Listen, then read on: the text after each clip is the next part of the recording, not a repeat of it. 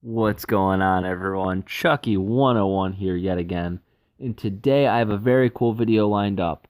I'm going to go through all of the life-size Chucky dolls that have been mass-produced by different companies over the years. So, we're not going to be talking about any of the Spencer's Gifts Chucky dolls that are cheap knockoffs. We're not going to be talking about miniature figures or 12-inch models of Chucky. We're going to go right for the creme de la creme, and we're going to go over each of the life-size Chucky dolls that have been produced over the years. And believe it or not, there hasn't been many, because it's not every day that a life-size replica of Chucky can get made.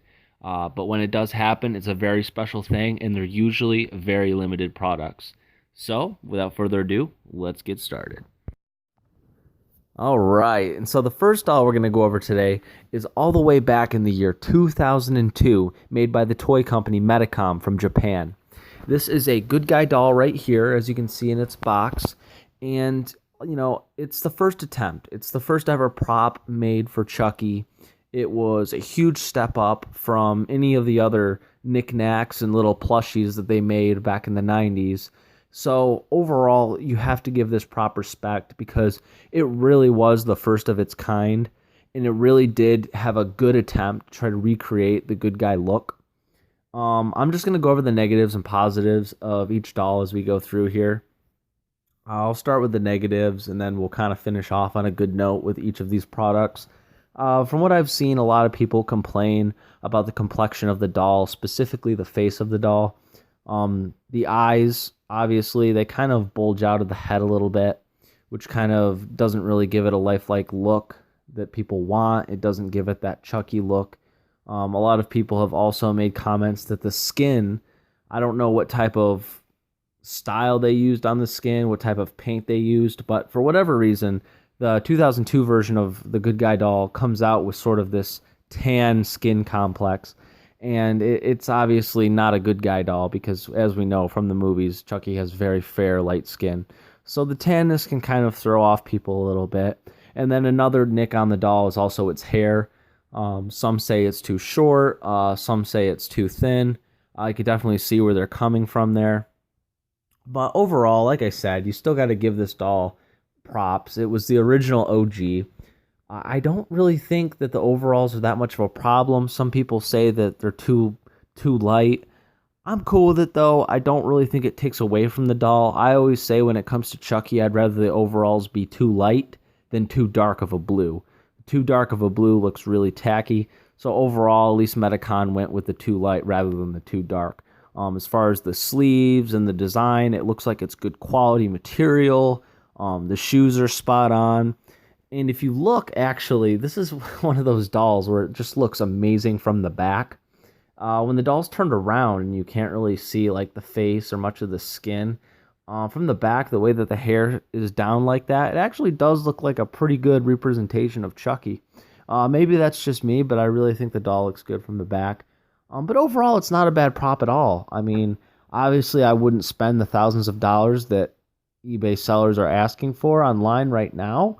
But if I could go back with a little time machine back to 2002 and I had a chance to grab this doll for $500 or something like that for what it was back then, I definitely would do it. It's a good looking doll overall. It's got a nice large good guy doll box, and it's a rare collectible. I think only about 150 of them were made. So overall, still a very special prop. And if you have a chance to get your hands on this ancient doll, then very good for you. Now, this next doll holds a very special place in my heart. It was my favorite doll originally when I got into this stuff back in 2008, when I was really heavily invested in finding the best life-size Chucky dolls possible. I was scouring through the internet, scouring through eBay. This doll was my favorite because I love what it captured. It captured that evil Chucky look that we all know and love, and that is the Metacom 2005 Chucky doll. This came out exactly 3 years after the first one, and as you can tell, they made vast improvements with this doll. The first thing you probably notice is that the skin is actually back to being a light white fair color, more like the movies. And they did a pretty good job on the face overall. The way that his His forehead comes together. His eyes, they don't look quite as out there. The expression that Chucky's giving looks pretty good. Overall, it didn't really make much of a modification to the overall clothing on the doll, which I said originally with the 2002 doll, I didn't really think that there was anything really major to change, and I thought that it passed as it was. So once again, they just kind of took that winning formula from the first doll and put it to this doll. Overall, very cool. And they also decided to include the knife. Since this is a since this is a Child's Play 2 life-size Chucky doll, they actually gave him the knife that he used from Child's Play 2, and it's designed exactly the same way as the movie, so they also made a replica of that, which I think is pretty cool. You know, if Chucky's going to look menacing, you might as well give him a weapon to go with it. So overall, a very cool doll. You'll see a lot of people, when they have the doll, they'll try to kind of mess up the hair, kind of give it a little bit more flow, get a little bit more volume in there to make it look more like the movie. Sometimes it's a fail. Other times it's a good thing. So overall, it just depends on how the owner takes care of the doll overall. But yes, the 2005 doll will always have a special place in my heart. And then we have the Metacom 2006 Chucky Good Guy doll. And as you've noticed here, there's a little bit of a trend here with Metacom being the sole owner of the only life-size Chucky replicas at the time. And the 2006 doll, once again, it was sort of a little service to the fans, I'm pretty sure, that wanted more from the 2002 version. And it's pretty much a carbon copy of the 2005 as far as the hair, the clothes, and the skin tone. And then they just brought the face back to pretty much that good guy look, the innocent look on the doll. Once again, I think that the face kind of struggles a little bit. And I think a lot of it comes down to the eyes. With the Metacom Toy Company, they didn't really try to make the eyes actually have eye sockets. They didn't actually make the eyes round or with glass or lifelike. They're kind of just plastic little indents in the face. And that doesn't bring the doll to life. That makes the dolls look very static, and that kind of hurts the accuracy of the dolls. And I think that if this doll had proper eyes, maybe do a little bit of changes to the face, I think that it could be like a really good representation of Chucky.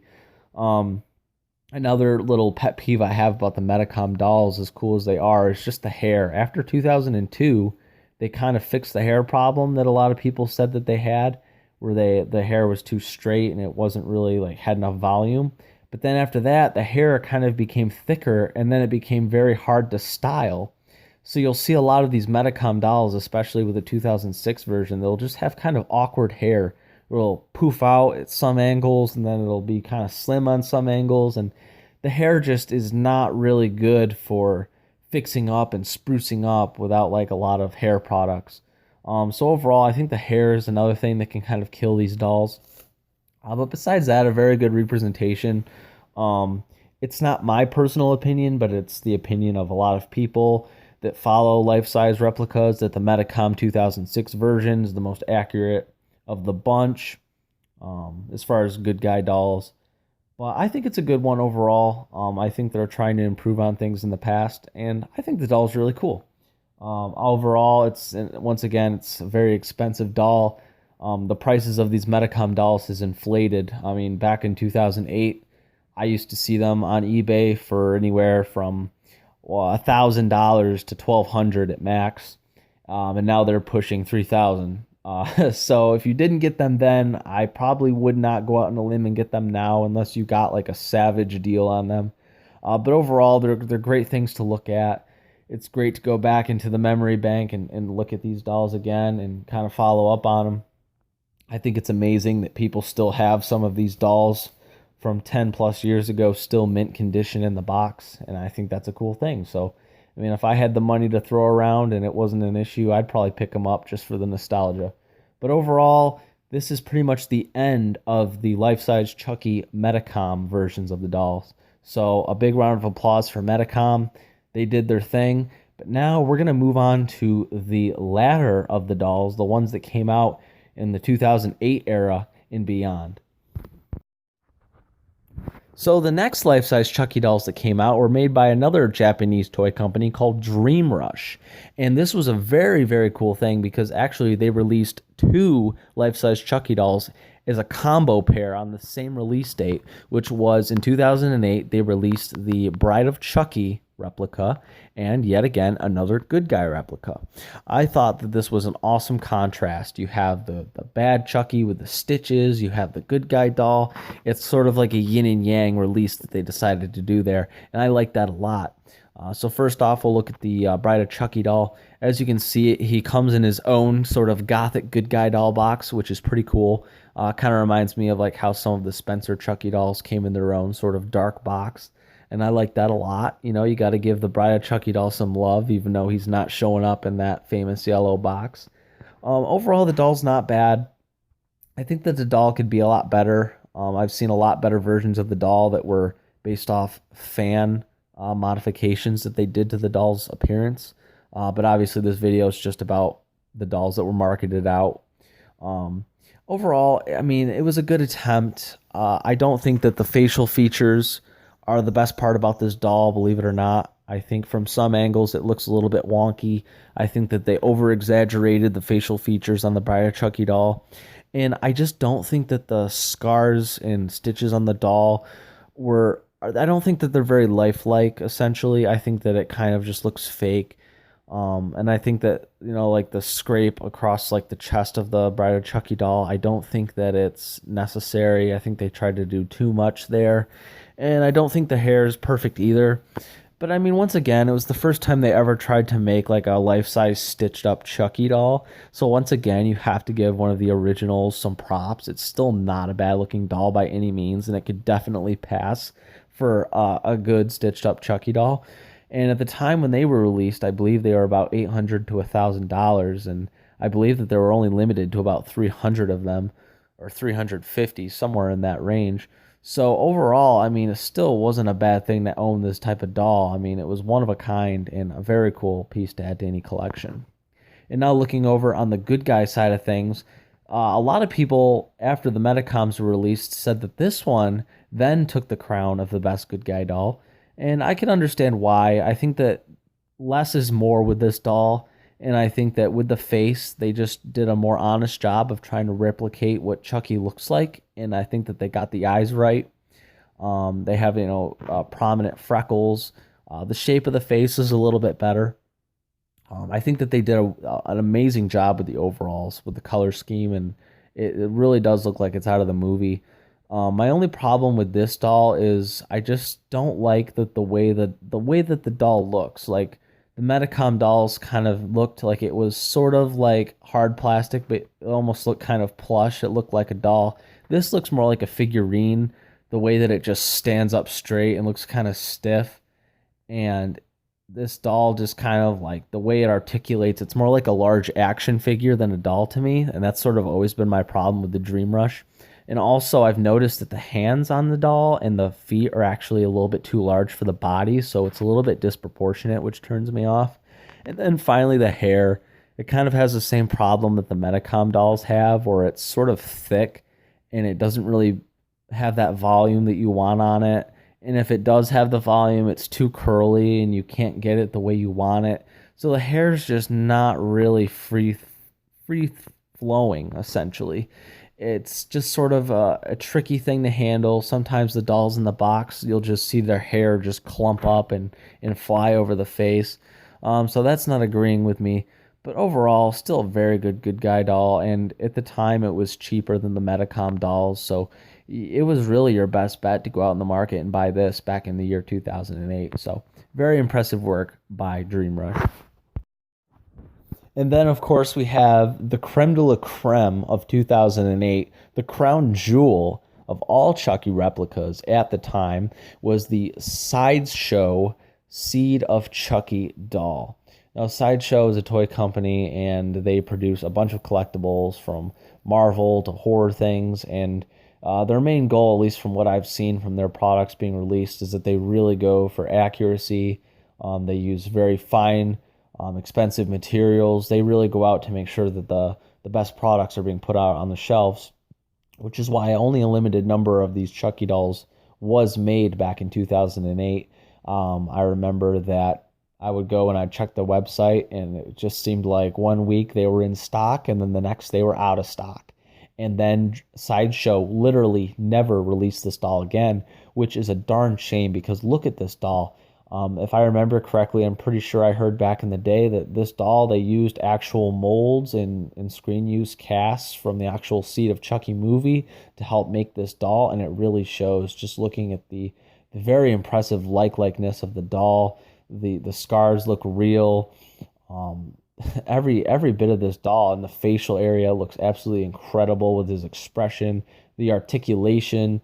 They kind of took the best of both worlds. It looks kind of like the Dream Rush in the sense that like it's very posable. You can rotate different joints, but at the same time it just looks so accurate. It doesn't look exactly static. It still looks like a doll.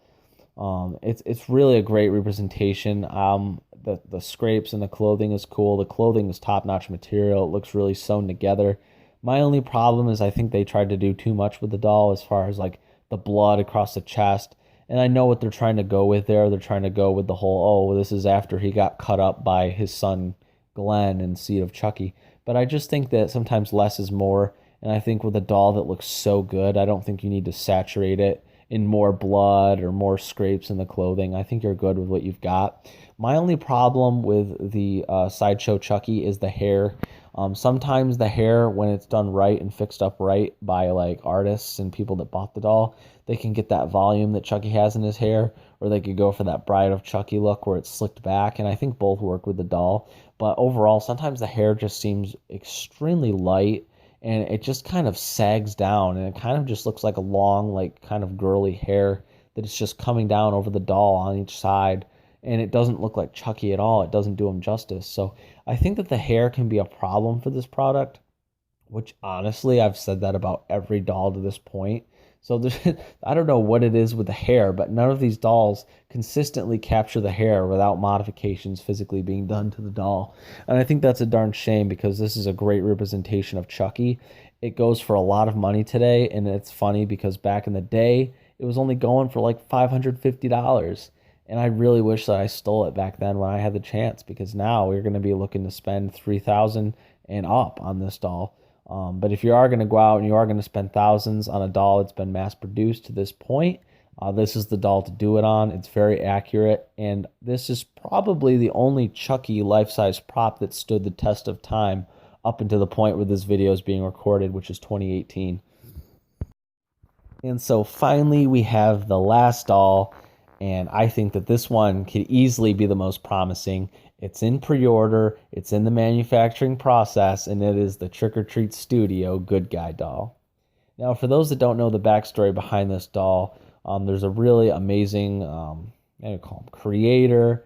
He's like an FX artist pretty much. I mean, this guy is very talented. His name's Garrett Zima. Shout out to him.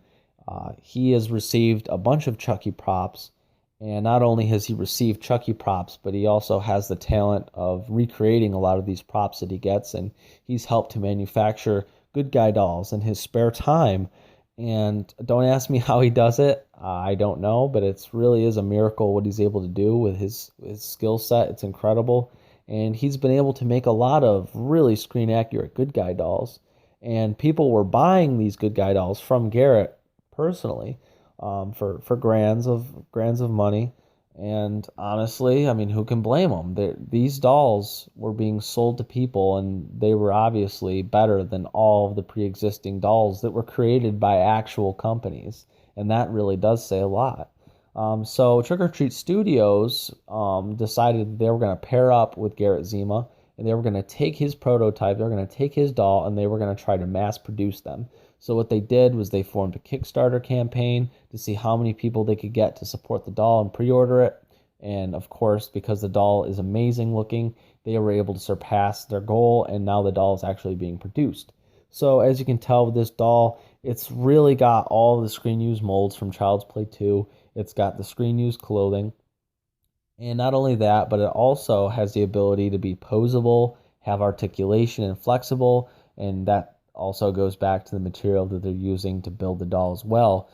So you're going to have like a Chucky doll that you can pose in any which way you want, and it still has like that doll look to it, which is amazing. The only complaint I've heard about this doll is also the hair. The hair is definitely like free flowing, which is good. It doesn't look bad. I think with a lot of people, I think they would just like to see the hair a little bit poofier to look more like the movie a majority of the time, which I can understand. But we also have to remember that these dolls are in the pre-production process and anything can happen from this point forward. But right now, the Trick or Treat Studios doll, I'd say get it while it's hot because in a lot of the examples I've given about dolls in the past, you should get them while they're cheap because if these dolls do go out of stock, they will literally elevate in price. It'll be insane. We could look at this years down the road and these could be the most expensive dolls on the market. That's how much faith I have in them. It's crazy to see how all these have evolved over the years. So definitely get it while you can now. It's only about $500 right now. So you can go on the Trick or Treat Studios official website to pick up this doll. It's definitely the best good guy doll that's been mass produced by any company, not including homegrown creators per se. So overall, everyone, these were all of the Chucky life-size prop replicas of the past and now. And like I said, I hope there's a lot more to come. I think they're really interesting to look at and review, and it's really something. And right now, more Chucky stuff is being put out by the day, and I'll be sure to give you all updates. Thank you all for watching. Hope you enjoyed. This is Chucky 101, and I'm out.